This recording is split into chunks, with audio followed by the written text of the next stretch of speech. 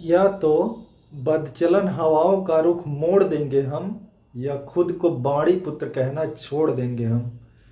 या तो बदचलन हवाओं का रुख मोड़ देंगे हम, या तो खुद को बाणी पुत्र कहना छोड़ देंगे हम।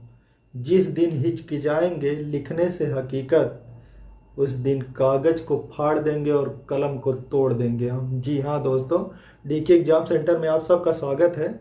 आइए आज हम जो है परिसत्ता में पढ़ते हैं अगला टॉपिक, विद्यार्थी एवं परीक्षा से संबंधित प्रश्न। और आइए लेते हैं एक प्रश्न, उसके माध्यम से समझते हैं। कह रहा है, एक परीक्षा में एक छात्र 28% अंक प्राप्त करके 14 अंकों से फेल हो गया। दूसरा छात्र 32% अंक प्राप्त करके उत्तीर्ण अंक से 18 अंक अधिक पाता है, तो परीक्षा का पूर्णांक क्या था? तो ध्यान दीजिएगा इसमें।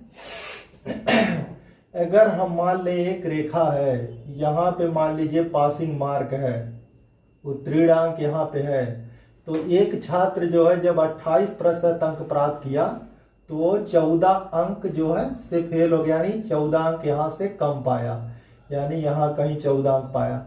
और दूसरा जो 32% अंक प्राप्त किया तो 18 अंक अधिक पाया इससे, पासिंग मार्क से, यानी यहाँ पे उसका 18 अंक है। यानी इन दोनों का कुल अंतर कितना हो जाएगा? पहले 14 से यहाँ आते आते यहाँ आएंगे, फिर इसके बाद यहाँ तक जाएंगे, यानी 14 + 18, यानी उनका जो है अंतर पूरा हो जाएगा 18 + 14। तो 8 4 12 2 हासिल 1 और 2 और 1 3, यानी कुल 32 अंक का अंतर जो है उनके बीच में है। और फिर आगे क्या कह रहा है इसमें कि पहला जो है पाया 28% अंक, एक पाया और दूसरा पाया 32% अंक।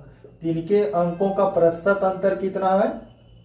28 4 32, 4% अंतर इनके अंकों के प्रतिशत में है और इनके अंकों में अंतर 32 है, यानी 4% बराबर है 32, 4% बराबर है 32। तो यहाँ पे सवाल हमारे कितने बनेंगे? पहला सवाल इसमें बनेगा कि पूर्णांक क्या है, पूर्णांक क्या है। दूसरा बनेगा उत्तीर्णांक, उत्तीर्णांक, उत्तीर्णांक क्या है। और तीसरा बनेगा कि पहले छात्र का कितना नंबर है, दूसरे छात्र का कितना नंबर है। 4 प्रकार के क्वेश्चन यहाँ से बनते हैं हमारे। तो हम जब ये चीज जान जाएंगे निकालना, ये चीज हमें समझ में आ गया, तो हम जो है सब के उत्तर दे ले जाएंगे। देखिए 4% बराबर 32 है, तो 1% बराबर 32 बटे 32, 32 बटे 4, तो इसलिए 100% बराबर, क्योंकि पूर्णांक हमारा 100% होता है। तो 4 बटे 32 बराबर हो जाएगा 800, 800 अंक हो गया। अब अगर पहले क्या नाम है पासिंग मार्क अगर पूछता, तो पहले छात्र का देखो 28% है, तो 28% इसका निकालेंगे तो पहले छात्र का पता चल जाएगा। 800 का 28%, तो 28% बटे 100, दोनों जीरो कट जाएंगे।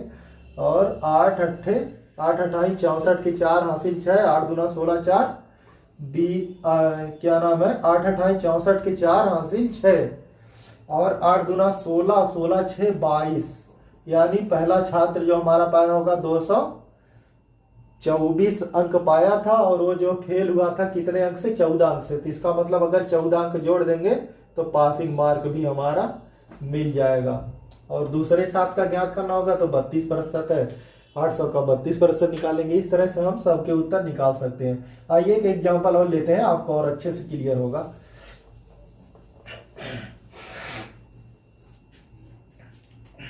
अगला है क्वेश्चन, एक परीक्षा में कह रहा है कि एक परीक्षार्थी 30% अंक पाकर 6 अंकों से फेल हो गया। 30% अंक पाकर 6 अंकों से फेल हो गया। 30% अंक पाया और फेल हो गया 6 अंक से, 6 अंक से फेल हो गया। और दूसरा वाला छात्र फेल हो गया, जबकि दूसरे छात्र ने 40% अंक प्राप्त करके, दूसरा छात्र जो है 40% अंक प्राप्त किया, 40% अंक प्राप्त करके उत्तीर्ण अंक से 6 अंक अधिक पाया है। तो परीक्षा का पूर्णांक या फिर उत्तीर्णांक क्या है। तो देखिए कैसे ज्ञात करेंगे। तो पहले इनके प्रतिशत अंतर कितना है 30%, और इधर दूसरा क्या पाया है 40%, तो बराबर इनका अंतर हो जाएगा 10% का। और इधर इनका अंक जो है कैसे होगा अंतर, दोनों को जोड़ देंगे 6 6 12%, यही जो है 12 अंक के बराबर हमारा है 10%। तो 1% के बराबर हो जाएगा 12/10, इसलिए 100% के बराबर। तो एक जीरो से एक जीरो कैंसिल, यानी 120 अंक हो जाएगा पूर्णांक। और उत्तीर्णांक अगर पूछेगा तो उत्तीर्णांक हम ज्ञात कर लेंगे यहाँ से, जो है 1 का ज्ञात करेंगे छात्र का, उसके बाद अपने आप ज्ञात हो जाएगा।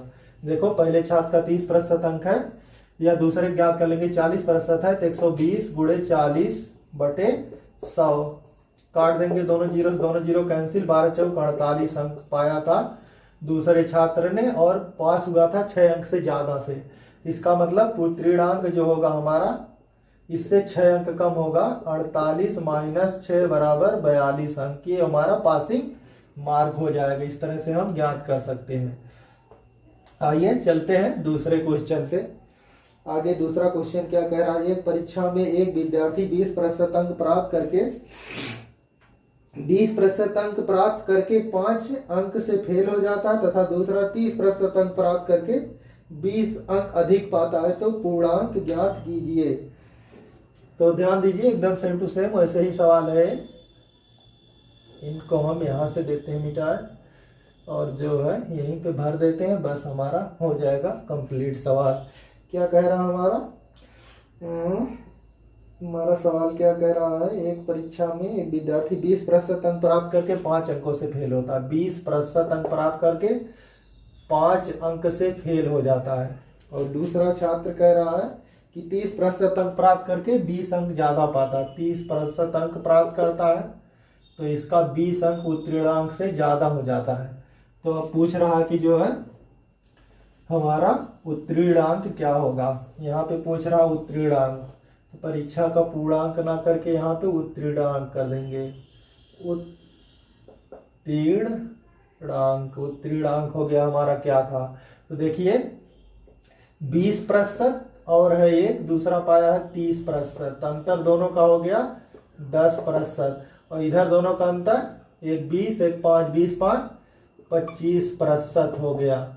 तो देखिए 25% हो गया, तो 10 बराबर, तो ये प्रतिशत बराबर हो जाएगा 25/10, और फिर निकालना हमें, मान लीजिए एक का निकालें 30% बराबर, तो 30 यहाँ लिख देंगे सीधे हम पूर्णांक ना ज्ञात करके, क्योंकि हमें उत्तीर्णांक ज्ञात करना है।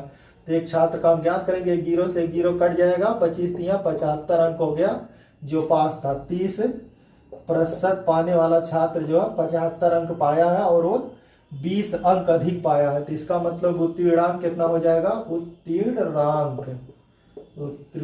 कितना हो जाएगा 75 - 20, तो बराबर हमारा यहाँ पे कितना बचेगा 55, हमारा 55 अंक उत्तीर्णांक था।